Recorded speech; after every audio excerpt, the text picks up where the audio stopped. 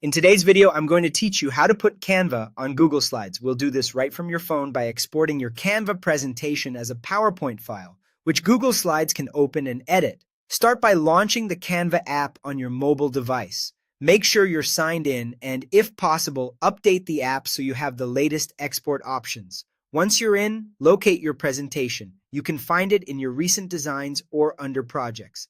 If you have many designs, use the search bar to quickly pull it up.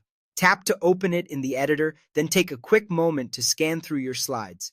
Remove any pages you don't want included and check that your text, images, and layouts look the way you expect. Next, look to the top right corner of the editor and tap the share icon. It looks like a square with an upward pointing arrow. This opens Canva's export and sharing menu. From here, tap More, which appears as 3 dots. You'll see a range of formats and destinations. Use the search field at the top of this menu and type Microsoft PowerPoint or simply PPTX. Select the Microsoft PowerPoint option to prepare your file in a format Google Slides recognizes. Before you finalize the export, confirm you're exporting all the pages you need. If Canva offers export settings, keep them standard for best compatibility, and remember that complex animations or special effects may not transfer perfectly into Google Slides. When you're ready, tap Download to save the file to your phone's storage. You'll see a progress indicator while Canva converts your presentation. Keep the app open until it completes. When it's done, Canva will save a .pptx file on your device.